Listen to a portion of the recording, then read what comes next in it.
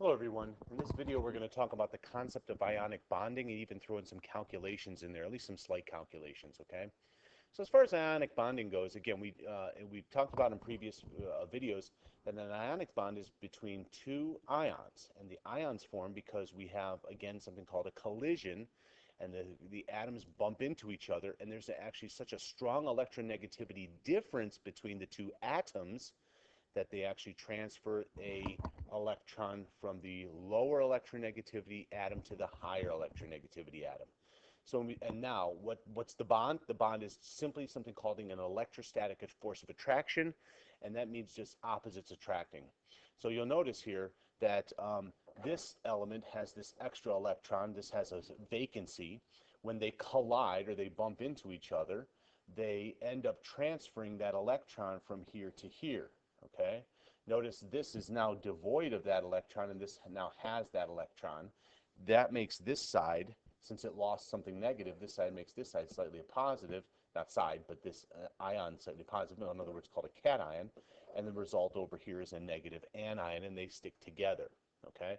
So that's essentially what happens. So notice I mentioned this thing called the collision. This has to do with something called the collision theory. Atoms actually have to collide to react. Okay? That's what our thinking is on that. Okay? They have to be close enough, they have to have the right energy, and they have to have the right orientation. So what are some characteristics of ionic solids? Notice I called them ionic solids. You only get ionic solids here. You only get solids. They actually call them salts, okay? So they're brittle, crystalline substances. Now, don't have to be white. They can be pink. They can be orange. They can be blue, green, all sorts of things. So it is between a cation and an anion. Okay, that's the definition. Again, we like to make that a little bit more simple if we take it down to its simplest terms. Cations typically come from metals. Not always, but again, metals. And then nonmetals are anions, and not all anions are nonmetals, but again, we have polyatomics, etc. Electrons are transferred. Again, if we take a look at the second bullet point here, this is because there is such a strong electronegativity value. The opposite charges hold each other together. That's called an electrostatic force of attraction. These things have super high melting and boiling points, okay? Or I should say typically the general trend is that they have high melting and boiling points. Some are, of course, exceed those high melting points for really high melting points and boiling points, and some actually have low ones that actually melt in your hand. So again, there are always exceptions to the rules. Again, they form salts. They're always solids.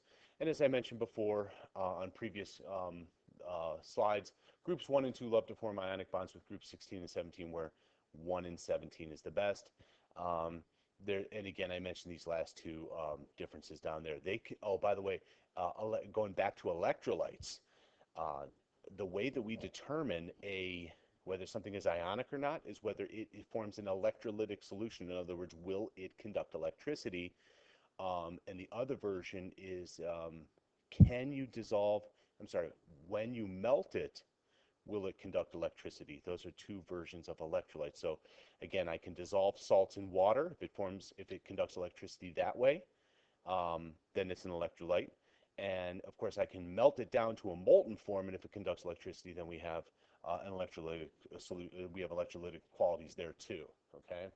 So what's happening with the energetics? Of course, it's all about bond breaking and bond making. So in any way, anytime I remove something here, let's take a look at this. Anytime I remove something, you have to put energy in to do that. So we have a positive or endothermic energy to do that. Okay. Now notice an electron is being added. We're going to add an electron here. So when you add an electron here, it's exothermic. It's negative. Okay. So breaking is endothermic. Bond making is exothermic, and now we have the attraction between the two, and that's hugely exothermic, okay? So again, whenever we have an attraction, a bond, something that's made, it becomes very exothermic, or at least exothermic, okay? So a full view of this looks down here. So you have the Na atom, sodium atoms, chlorine atom, they hit each other, they collide, and now we have blatant ions because electronegativity values are so different, and they pull electrons from one to the next. So we have something called lattice energy based off of this. Okay, so some of these energetics. It's the energy required to completely separate 1 mole of an ionic solid compound into gaseous ions. Okay, so here's the equation we're going to take a solid and take it into its ionic, but they got to be gases. They got to be gases, okay? In order to do this, again, we're breaking, so we see endothermic, an endothermic number, so we're breaking this apart. It's the energy added to break that. But the reverse is the formation, so obviously we see the positive there, okay?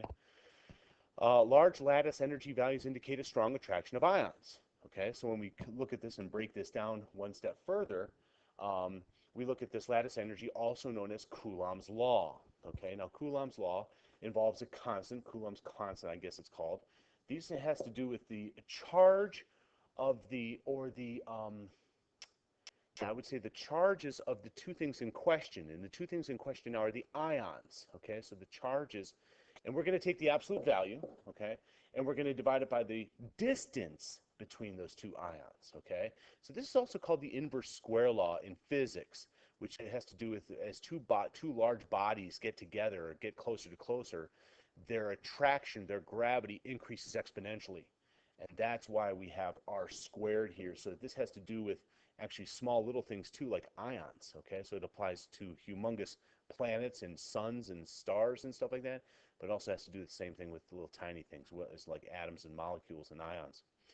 So the smallest atoms with the largest charge give us the high lattice energy, right?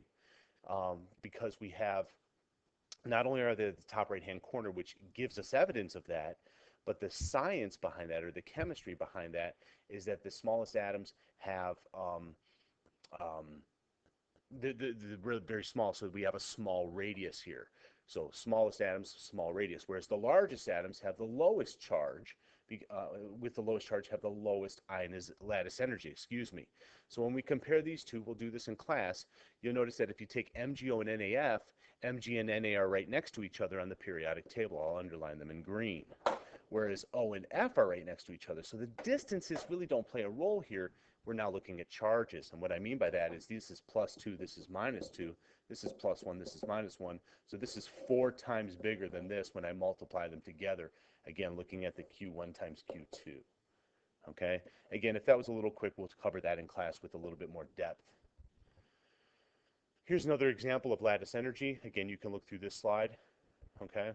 Higher the charges, the smaller the ionic radii. Definitely something we want to look at and compare. And those are some values there of some of the things that we're looking at between NaF and MgO. Okay, so further data on that. Okay. Now, the steps in calculating lattice energy, I'm going to go through this very quickly.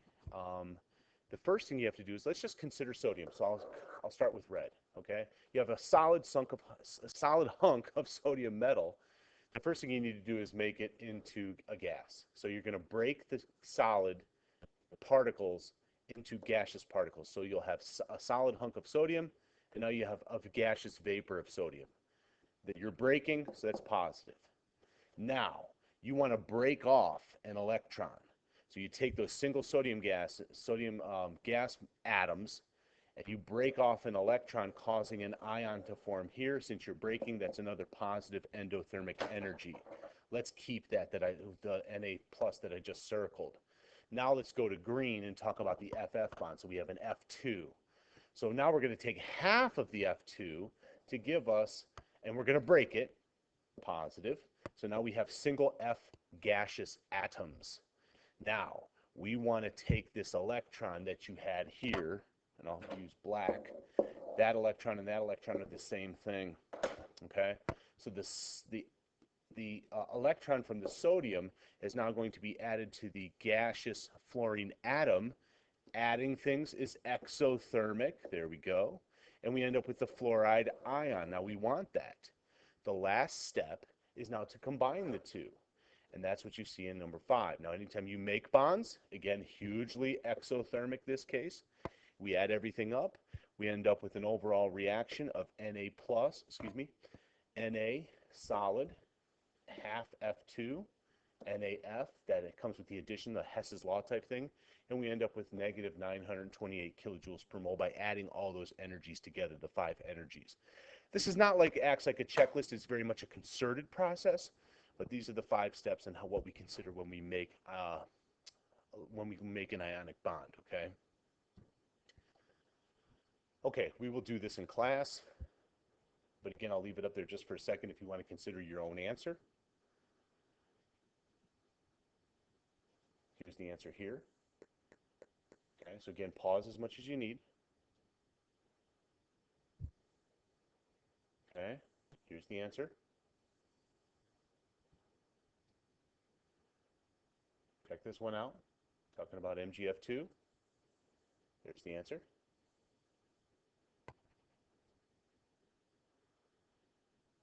Okay, we're going to rank the following, and there's the answer.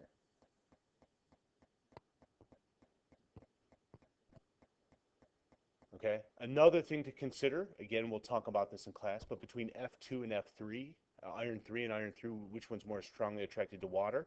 See if you can pause the video, cover this up, see if you can figure out why. But here are the answers. So here's the question up here between Fe2 plus and Fe3 plus, which would be more strongly attracted to water molecules? And there is a difference. So think about Coulombic forces of attraction with the greater charge. Think about the size, which the R over R squared. Think about that before you read the answer, and see if you can get that right. Okay, the answer actually appeared below. Again, another type of question we'll consider in class. Another one we'll consider in class. Again, now we're talking about Na2O considered soluble in water, but Al2O3 is not. What's going on here? Why? What can't happen? What can happen? So again, try to cover up the answer on your screen before you get to that. Again, you've seen this before. We've talked about isoelectronic ions last chapter. I'm going to move on. And then we'll stop there and we'll talk about covalent compounds and their creation, or at least how covalent compounds occur in our next video. Okay? All right, if you have any questions, go ahead and email.